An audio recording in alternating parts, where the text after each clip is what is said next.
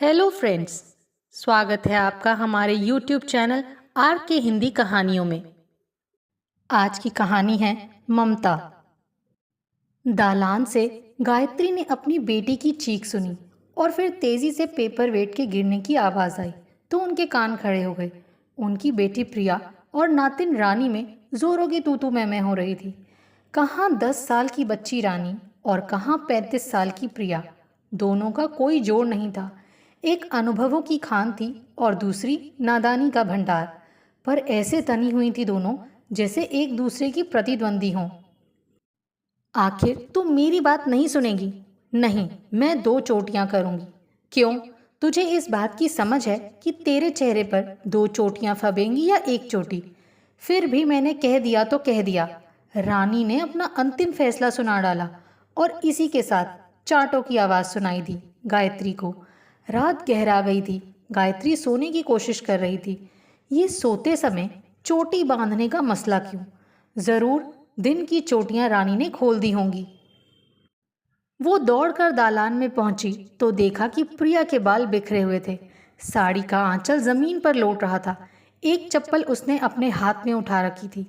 बेटी का ये रूप देखकर गायत्री को जोरों की हंसी आ गई। माँ की हंसी से चिढ़कर प्रिया ने चप्पल नीचे पटक दी। रानी डर कर गायत्री के पीछे जा छिपी। पता नहीं मैंने किस करमजली को जन्म दिया है। हाय, जन्म देते समय मर क्यों नहीं गई? प्रिया ने माथे पर हाथ मारकर रोना शुरू कर दिया। अब गायत्री के लिए हंसना मुश्किल हो गया। हंसी रोककर उन्होंने झिड़की दी। क्या बेकार की बातें करती है? क्या तेरा मरना देखने के लिए ही मैं जिंदा हूँ? बंद कर ये बकवास। अपनी नातिन को तो कुछ कहती नहीं हो, मुझे ही दोषी ठहराती हो। रोना बंद करके प्रिया ने कहा और रानी को खा जाने वाली आंखों से घूरने लगी। क्या कहूँ इसे? अभी तो इसके खेलने खाने के दिन हैं। इस बीच गायत्री के पीछे छिपी रानी प्रिया को मुंह चिढ़ाती रही। प्रिया की नज़र उस पर पड़ी तो क्रोध में चिल्लाकर बोली, देख लो इस कलमुही को, मेरी नकल उतार रही है। गायत्री ने इस बार चौंक कर देखा कि प्रिया अपनी बेटी की मान न लगकर उसकी दुश्मन लग रही थी। अब उनके लिए ज़रूरी था कि वो नातिन को मारे और प्रिया को भी कसकर फटकारे। उन्होंने रानी का कान ऐंठकर उसे साथ के कमरे में धकेल दिया और ऊंची आवाज़ में बोली, प्रिया, रानी के लिए तू ऐसा अनाप शनाप मत बका कर। प्रिया गायत्री की बड़ी लड़की है और रानी प्रिया की इकलौती बेटी। गर्मियों में हर बार प्रिया अपनी बेटी को लेकर माँ के सूने घर को गुलजार करने आ जाती है। गायत्री ने अपने 8 बच्चों को पाला है। उनकी लड़कियां भी कुछ उसी प्रकार बड़ी हुई जिस तरह आज रानी बड़ी हो रही है। बात बात पर तन्ना, ऐंठना और चुप्पी साध कर बैठ जाना जैसी आदतें 8-10 वर्ष की उम्र से लड़कियों में शुरू होने लगती हैं। खेलने से मना करो तो बेटियां झल्लाने लगती हैं। पढ़ने के लिए कहो तो काटने दौड़ती हैं। घर का थोड़ा काम करने को कहो तो भी परेशानी, और किसी बात के लिए मना करो तो भी। प्रिया के साथ जो पहली घटना घटी थी वो गायत्री को अब तक याद है। उन्होंने पहली बार प्रिया को देर तक खेलते रहने के लिए चपत लगाई थी तो वो भी हाथ उठाकर तन कर खड़ी हो गई थी। गायत्री बेटी का ये रूप देखकर अवाक रह गई थी।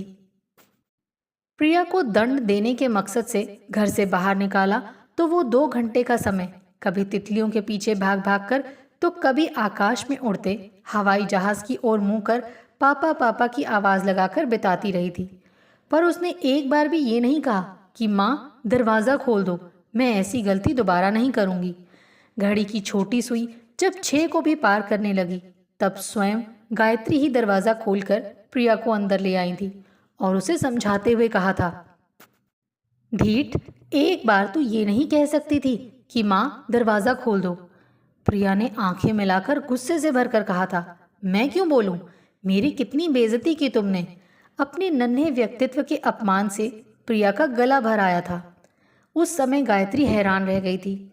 उस दिन के बाद से प्रिया का व्यवहार ही जैसे बदल सा गया था।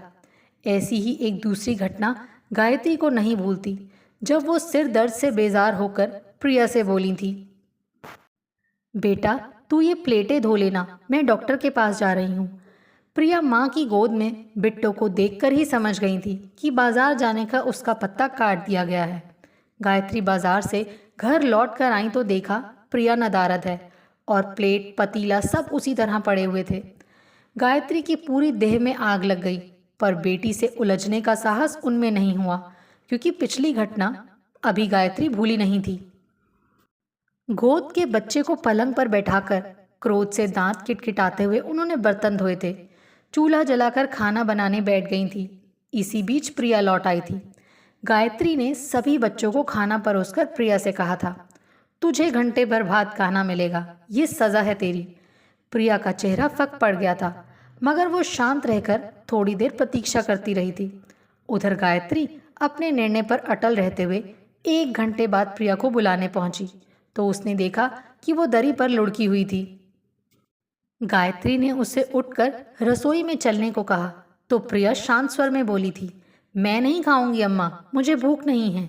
गायत्री ने बेटी को प्यार से घुड़का था, चल चल खा ले और सो जा। प्रिया ने एक कौर भी नहीं तोड़ा। गायत्री के पैरों तले जमीन खिसक गई थी। इसके बाद उन्होंने बहुत मनाया, डांटा, झिड़का, पर प्रिया ने खाने की ओर देखा भी नहीं था। थक कर गायत्री भी अपने बिस्तर पर जा बैठी थी। उस रात खाना उनसे भी नहीं खाया गया था। दूसरे दिन प्रिया ने जब तक खाना नहीं खाया, गायत्री का कलेजा धक धक करता रहा था। उस दिन की घटना के बाद गायत्री ने फिर खाने से संबंधित कोई सजा प्रिया को नहीं दी थी। प्रिया कई बार देख चुकी थी कि गायत्री उसकी बेहद चिंता करती थी और उसके लिए पलके बिछाए रहती थी। फिर भी वो माँ से अड़ जाती थी, उसकी कोई बात नहीं मानती थी। इतना ही नहीं, कई बार तो वो भाई बहन के युद्ध में अपनी माँ गायत्री पर ताना कसने से भी बाज नहीं आती। हाँ हाँ अम्मा, तुम भैया की ओर से क्यों ना बोलोगी, आखिर पूरी उम्र जो उन्हीं के साथ रहना है तुम्हें। गायत्री ने कई घरों के ऐसे ही किस्से सुन रखे थे कि माँ बेटियों में इस बात पर तनातनी रहती है कि माँ सदा बेटों का पक्ष लेती है। वो इस बात से अपनी बेटियों को बचाए रखना चाहती थी, पर प्रिया को माँ की हर बात में जैसे पक्षपात की बू आती थी। ऐसे ही तानों और लड़ाइयों के बीच प्रिया जवानी में कदम रखते ही बदल गई थी। अब वो माँ का हित चाहने वाली सबसे प्यारी सहेली हो गई थी। जिस बात से माँ को ठेस लग सकती हो, प्रिया उसे छेड़ती भी नहीं थी। माँ को परेशान देख झट उनके काम में हाथ बटाने के लिए आ जाती थी। माँ के बदन में दर्द होता तो उपचार भी करती।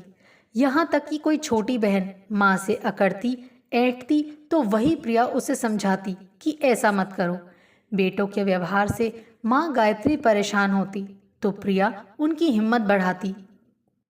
गायत्री उसके इस नए रूप को देखकर चकित हो उठी थी और उन्हें लगने लगा था कि औरत की दुनिया में उसकी सबसे पक्की सहेली उसकी बेटी होती है। यही सब सोचते विचारते जब गायत्री की नींद टूटी तो सूरज का तीखा प्रकाश खिड़की से होकर उनके बिछौने पर पड़ रहा था। रात की बातें दिमाग से हट गई थी। अब उन्हें बड़ा हल्का महसूस हो रहा था। जल्दी ही वो खाने की तैयारी में जुट गईं। आटा गूंथते हुए उन्होंने एक बार खिड़की से उचककर प्रिया के कमरे में देखा तो उनके होंठों पर हंसी आ गई।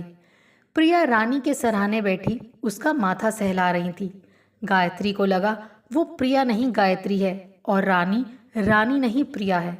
कभी ऐसे ही तो ममता और उलझन के दिन उन्होंने भी काटे हैं। गायत्री ने चाहा एक बार आवाज देकर रानी को उठा ले। फिर कुछ सोचकर वो कढ़ाई में मछलियां तलने लगी। उन्हें लगा प्रिया उठकर अब बाहर आ रही है। लगता है रानी भी उठ गई है, क्योंकि उसकी छलांग लगाने की आवाज़ उनके कानों से टकराई थी। अचानक प्रिया के चीखने की आवाज़ आई, मैं देख रही हूँ तेरी कारस्तानी, तुझे कूट कर नहीं धर दिया तो कहना। कितना कसैला था प्रिया का वाक्य, अभी थोड़ी देर पहले की ममता से कितना भिन्न। पर गायत्री को इस वाक्य से घबराहट नहीं हुई।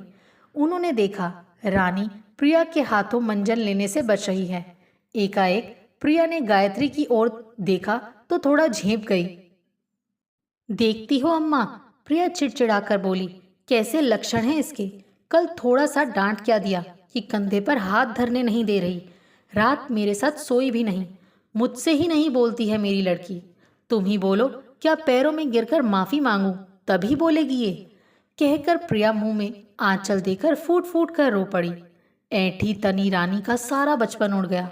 वो थोड़ा सहम कर प्रिया के हाथ से मंजन ब्रश लेकर मुंह धोने चल दी। गायत्री ने जाकर प्रिया के कंधे पर हाथ रखा और झिड़का, ये क्या बचपना कर रही है? रानी आखिर है तो तेरी ही बच्ची। हाँ मेरी बच्ची है, पर जाने किस जन्म का बैर निकालने के लिए मेरी कोख से पैदा हुई है। प्रिया ने सुबकते हुए कहा। ये जैसे जैसे समझदार होती जा रही है, इसके रंग ढंग बदलते जा रहे हैं, तो चिंता क्यों करती है? गायत्री ने फुसफुसाकर बेहद ममता से कहा। थोड़ा धीरज से काम ले। आज की सूखे डंडे सी तनी ये लड़की कल कच्चे बांस सी नरम कोमल हो जाएगी। कभी इस उम्र में तूने भी यही सब किया था और मैं भी तेरी तरह रोती रहती थी। पर देख, आज तू मेरे सुख दुख की सबसे पक्की सहेली है। थोड़ा धैर्य रख प्रिया, रानी भी तेरी सहेली बनेगी एक दिन। क्या? प्रिया की आंखें फट गईं। क्यों अम्मा? मैंने भी कभी आपका इस तरह दिल दुखाया था। कभी मैं भी ऐसी ही थी। सच?